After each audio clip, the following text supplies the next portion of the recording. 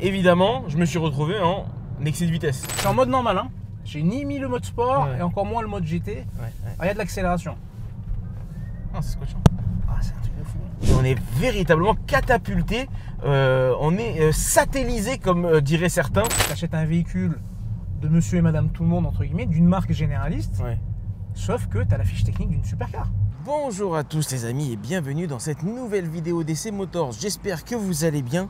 Moi ça va impeccablement bien parce que déjà il fait beau, parce qu'on est à la Réunion et qu'il fait chaud, mais également parce que j'essaye ce monstre qui est juste derrière moi. Et monstre, je pèse mes mots parce que juste derrière moi se trouve la Kia EV6 GT, la Kia la plus puissante jamais produite, qui développe pas moins de 585 chevaux, en 100% électrique, un couple de 740 Nm. Bref, je ne vais pas vous spoiler la fiche technique, mais c'est un missile sol-sol qui se trouve juste derrière moi. On va le décortiquer esthétiquement. Bon, la Kia EV6 maintenant elle commence à être connue, les gens commencent à savoir à quoi ça ressemble.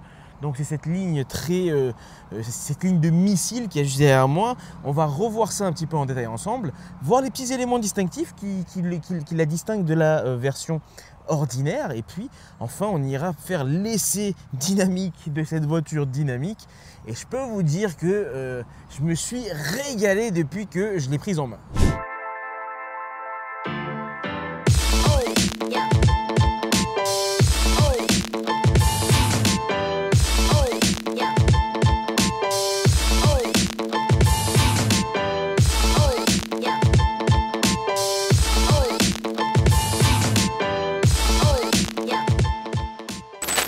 Kia EV6, c'est vraiment le fleuron, si vous voulez, le porte-étendard de la gamme électrique de chez Kia.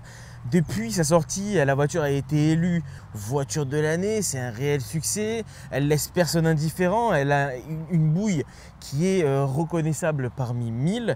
Et visiblement, ça a donné des idées à Kia qui nous propose aujourd'hui tout simplement la Kia la plus puissante jamais produite de son histoire. Alors je le disais en introduction, on a un véhicule qui développe 585 chevaux de puissance, un couple de 740 Nm, 740 Nm, une vitesse max de 260 km/h limitée électroniquement, un 0 à 100 expédié en 3 secondes 5. Ce sont des performances, mesdames et messieurs, de supercar, n'ayons pas peur de le dire, dans un véhicule électrique d'une marque généraliste qui plus est. C'est pour ça que cette voiture attire vraiment mon attention et l'attention des plus passionnés d'entre nous. Alors en termes de design, esthétiquement, cette voiture, je la trouve hyper réussie. On a un regard qui est très fin, un avant qui est plongeant pour optimiser l'autonomie de la batterie, puisque c'est un véhicule électrique. D'ailleurs, la batterie, on va l'évoquer tout de suite. On a une batterie de 77,4 kWh qui propose une autonomie WLTP de 424 km. Ce qui va distinguer cette Kia EV6 GT d'une Kia EV6 traditionnelle de façon esthétique, c'est tout d'abord ce bouclier avant qui est différent, spécifique à cette version GT, qui a des finitions un peu plus sportives avec ses écopes à droite et à gauche. Et puis si je viens de ce côté-là pour essayer d'avoir un peu plus de lumière, regardez-moi ces étriers. Ils sont d'une teinte vert néon qui est du plus bel effet. Quelle que soit la couleur du véhicule, vous aurez ces étriers de cette couleur-là. De gros freins, hein, on le verra lors de la conduite, on a un gros système de freinage parce que pour retenir les quelques 585 chevaux de cette voiture qui pèse quand même 2 tonnes, entre 2 tonnes 2 et 2 tonnes 5, donc c'est quand même pas négligeable. On a besoin vraiment d'avoir des pneus avec beaucoup de mordants, des freins avec beaucoup de mordants, et c'est le cas sur cette voiture là. On le voit d'ailleurs, puisque je parle des pneus, on est équipé en pilote sport 4S, donc des vrais pneus de voiture sportive qui sont adaptés quand même à cette voiture électrique que l'on a devant nous. Donc de gros pneus en 21 pouces. On passe désormais sur le profil de ce véhicule. Alors on le voit tout de suite, comme je vous le disais, cette ligne de missile qui plonge vers l'avant. On a un véhicule qui est quand même assez volumineux puisqu'il fait 4,69 m de longueur, une largeur d'1,89 m et puis une hauteur d'1,55 m, avec un empattement qui est de 2,90 m, donc un large empattement. Et ça on le verra une fois qu'on sera à l'intérieur, qu'il y a un véritable accueil hyper volumineux, hyper spacieux pour les passagers à l'arrière et même pour les passagers à l'avant, qui est très appréciable. On arrive maintenant sur la face arrière de ce véhicule, un arrière qui, moi, me plaît, qui ne plaira pas à tout le monde parce que il est très marqué, hein. C'est un design qui ne passe pas inaperçu. Moi, je le trouve hyper sympa, ce design. Le petit logo GT qui va distinguer cette finition là, la lame en bas qui va également distinguer cette voiture de sa version classique, le joli spoiler au-dessus, et puis un 3/4 arrière que je trouve hyper dynamique. Puisque nous sommes à l'arrière du véhicule, on va profiter pour ouvrir ce coffre électrique, bien évidemment. Alors il est chargé, hein, j'ai mis mon sac, et puis il y a les câbles qui traînent. Franchement, je vais leur refaire cette séquence pour faire quelque chose de plus propre. Bougez pas. Je profite d'être à l'arrière du véhicule pour ouvrir le coffre. Alors hop, coffre électrique. Il est bien rangé ce coffre. Alors on a un coffre avec un volume allant jusqu'à 520 litres de chargement. Un volume qui peut être porté à plus de 1300 litres en rabattant les sièges arrière. Mais on le voit, un plancher plat. Juste en dessous, oh, des câbles. Les câbles sont rangés ici. Et puis un volume de chargement assez intéressant. Hop.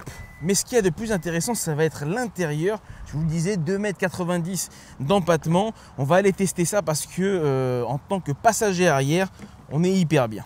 Avant de m'installer à l'intérieur et vous tester l'habitabilité, on le voit, hein, tout de suite, hein, il y a beaucoup d'espace. On va parler un petit peu des matériaux utilisés sur cette finition GT. Regardez-moi ces contre-portes en Alcantara, du plus bel effet, des éléments en alu, en noir laqué, une sono Meridian qui fait parfaitement son job et plus encore. Et puis une sellerie, regardez-moi ce dessin de sellerie avec surpiqûre qui reprennent la teinte des étriers de frein et qui transpire la sportivité. On a quelque chose d'hyper joli. Allez, j'entre à l'intérieur, je m'installe et regardez tout de suite. Alors, je suis installé juste derrière moi. Hop. Voilà mon poste de conduite. Je suis installé derrière moi. Je vais fermer la porte histoire d'être plus intime encore. Et regardez l'espace que j'ai aux jambes. Il est juste immense parce que j'ai 50-60 cm entre mon genou et le début du siège. C'est quand même énorme. 2,90 m mais d'empattement optimisé au maximum.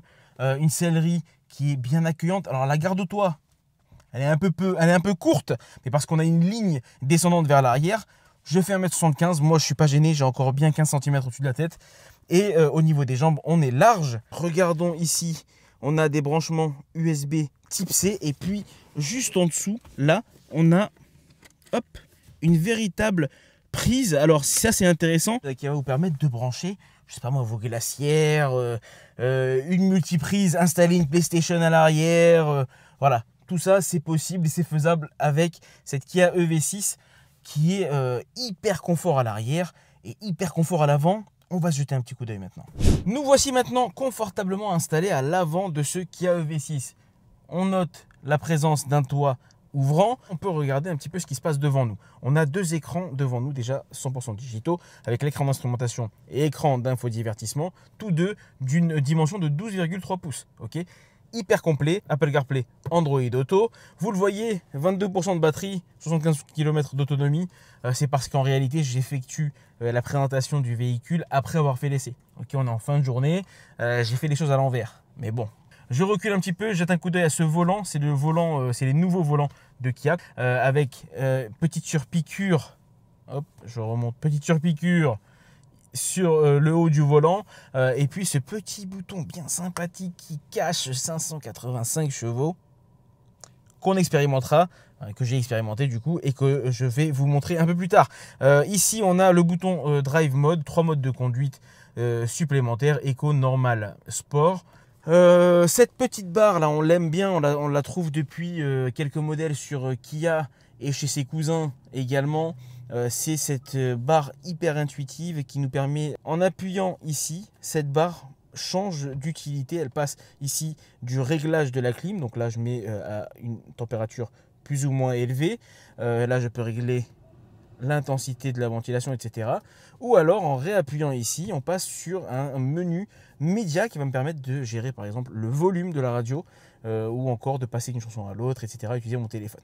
On continue sur la planche centrale, une jolie planche centrale qui, vous le verrez tout à l'heure lors de l'essai, j'en parlerai parce que c'est véritablement un élément de confort de conduite. La boîte auto ici, le chargeur à induction, les touches, hop, pour les caméras, on va les regarder tout de suite même. Hop, on a des caméras, voilà, jolie caméra, une belle définition, on voit une vue d'en haut. Qu'est-ce qu'on a ici? Hop, vue également d'en haut ici, vraiment pour avoir les meilleures manœuvres possibles. Les angles ici, ça j'aime bien. Ça j'aime bien, ça nous permet de voir en réalité augmenter la voiture dans son environnement. Donc ça c'est plutôt cool. Ok.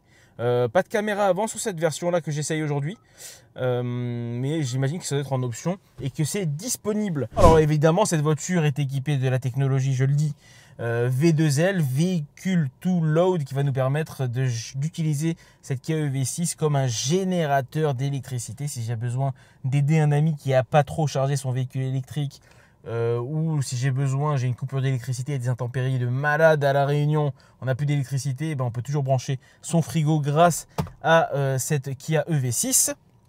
Maintenant que tout ceci est dit, je pense qu'on peut aller faire un petit tour et tester les 585 chevaux de cette Kia EV6 GT que j'espère hyper sport. C'est parti.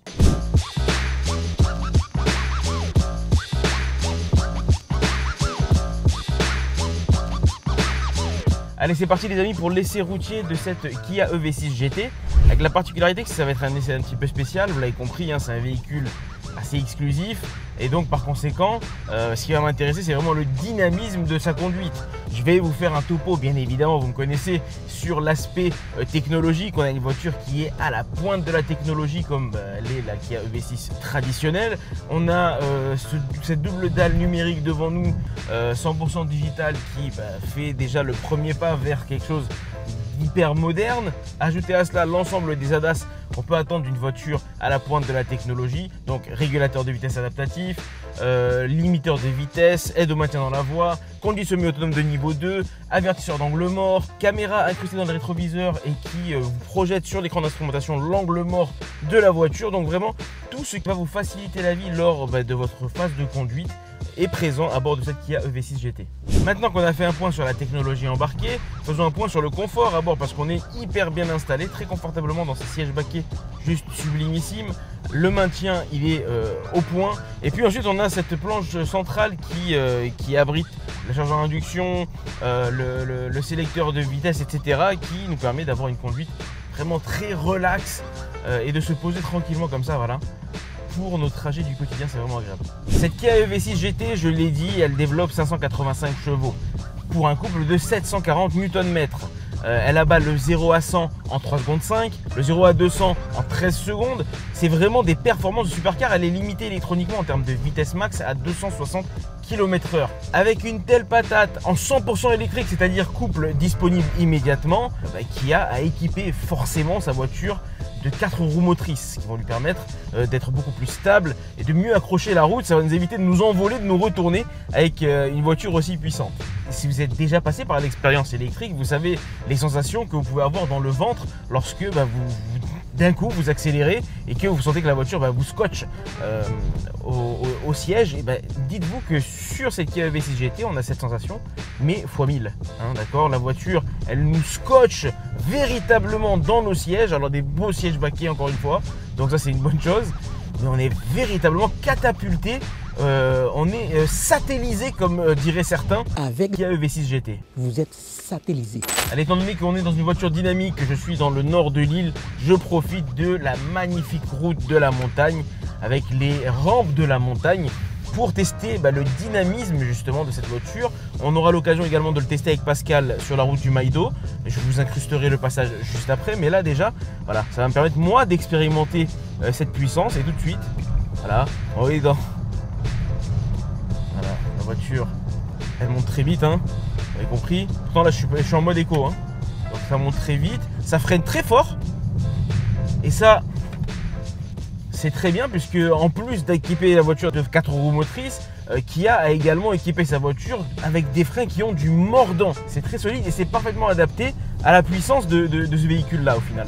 Alors ce bouton GT là qui brille sous nos yeux sur le volant, il est très tentant, je ne vous cache pas que c'est très tentant de l'utiliser. Et en toute honnêteté, on va être très peu amené à cliquer dessus parce que la puissance déjà en mode normal est telle, et un mode sport qui à lui seul suffit, voilà, pour vous scotcher dans votre siège. Donc vraiment ce mode GT, c'est quand il faut régler des comptes. Voilà. Le mode GT, tu l'actives, tu as des comptes à régler. Il y a un mec qui te colle de trop près, tu vois, et il comprend pas. Hein, tu vois, le mec, il a vraiment mis toutes ses économies dans une reprog de sa voiture. Il veut pas en démordre. Bon, là, tu actives le mode GT. Ok. Là, tac, tu mets un petit mode GT. Voilà, tout de suite, tu le scotches. Allez, bisous, merci, merci de passer. Mais sinon, de manière générale, vous allez être très peu amené à l'utiliser. En plus, c'est plutôt énergivore comme mode. Hein. Vous l'imaginez parfaitement, puisque bah là, on appuie sur la pédale, l'ensemble des 585 chevaux sont disponibles, ça consomme beaucoup plus vite. Maintenant qu'on a fait ce petit point, je vous propose de voir un petit peu l'avis de Pascal sur la route du Maido, pour le coup lui, à bord de cette Kia EV6 GT. Pascal, on est à bord du Kia EV6, on est en montée direction le Maido. Ça, c'est des routes qui nous permettent de tester le dynamisme de cette voiture. Ouais, j'aime bien moi ce genre de route. Ouais. Ça monte, ça tourne, ça vire. Avec ce genre de véhicule, Ouais. c'est du kiff à l'état pur, quoi qu'il en soit. Et encore, je me retiens, parce que sinon, je vais mettre un mode GT là. Ouais. Regarde, la façon dont tu prends tes virages, la voiture extrêmement stable également, le freinage hyper mordant. Ouais. Voilà, tu as tout ce que tu attends pour prendre du plaisir. Mais on a un véhicule qui a un comportement très sécurisant et pour autant très dynamique, avec des vraies aptitudes de sportive. Et toi, voilà, en tant que passager, qu'est-ce que tu ressens? Ben, ça se verra à l'image. Alors mon sac à dos derrière, il se balade, mais moi je suis hyper bien maintenu dans les sièges. Donc c'est aussi un gage de confort à l'intérieur de cette voiture. Donc que demander de plus? Dynamisme, confort, sportivité, sécurité. Sécurité. Scotchabilité. Scotchabilité là entre deux virages. C'est un truc de malade. C'est assez. J'ai l'impression que tu es en train de. Je suis en mode normal, hein. J'ai ni mis le mode sport Ouais. et encore moins le mode GT. Ouais. Ah, il y a de l'accélération. Non, c'est scotchant. Ah, c'est un truc de fou. De toute façon, c'est le rêve qui a été vendu et mis en place par Kia. C'est de dire que tu achètes un véhicule de monsieur et madame tout le monde, entre guillemets, d'une marque généraliste. Ouais. Sauf que tu as la fiche technique d'une supercar. T'as la fiche et avec un prix. Un prix de généraliste. Généraliste plus quand même. Mais parce que là, à La Réunion, donc avec, on sait, hein, les frais de transport, etc., tout ce que ça engendre de différence avec un prix métropole, on est à moins de 90 000 euros. C'est 82 000 euros, je crois. Ouais, on est à 80, un peu plus de 80 000 euros. Pour quasiment 600 chevaux. Ouais. D'accord. Ouais, c'est autant dire que tu as un ratio puissance-prix qui est imbattable. Hein, c'est ça. On n'a pas peur des mots. D'ailleurs, ils ont tellement joué sur l'accord de la supercar Kia que ils ont fait une vidéo de démonstration. Je sais pas si. Ouais, je me rappelle encore. Je l'incrusterai dans la vidéo. Où tu vois que la Kia EV6 sur un départ arrêté de je sais plus combien de mètres, elle arrive deuxième sur une brochette de supercar de la Lamborghini Aventador à la McLaren, je sais pas quoi. Donc c'est plutôt pas mal quoi. Ouais. C'est plutôt pas mal. Aventador, je rappelle, 700 chevaux. Ouais. Quand tu montes dedans, t'as peur d'appuyer. Parce que tu te dis, je vais décoller. Et ben celle-là, elle la bouffe. Elle la bouffe, mais t'es sécure à l'intérieur. Ouais. Elle la bouffe, si tu veux, mais de façon fluide. Tu vois, de façon tranquille. Elle la bouffe en silence. Le problème quand même avec ce genre de petit bouton là, le bouton GT, c'est qu'on est franchement.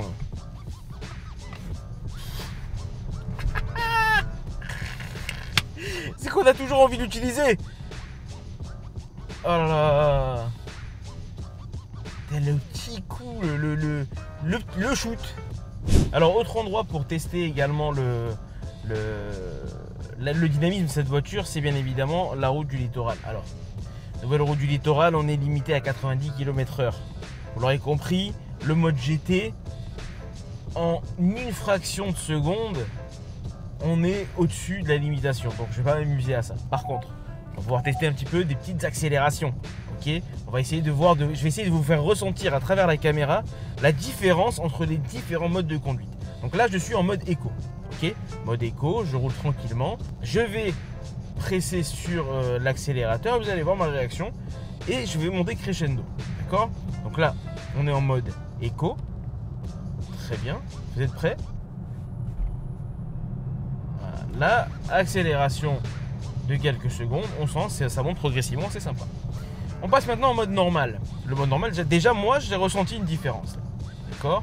Mode normal, pareil. On y va. Ok. Là, déjà, c'est un peu plus sympa. Troisième mode de conduite, le mode sport.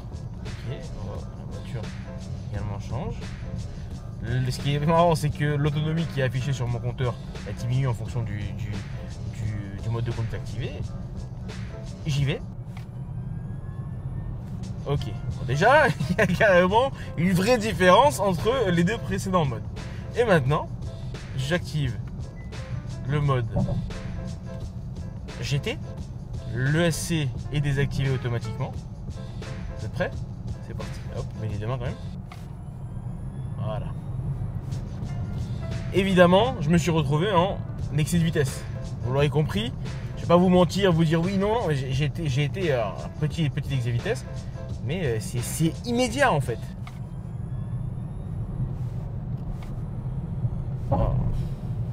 Pascal, nous voici rendus à la fin de notre essai de cette Kia EV6 GT. Alors toi tu as fait une brève apparition lors de cet essai lorsqu'on était sur la route du Maïdo, mais tu vas conclure cette vidéo avec moi.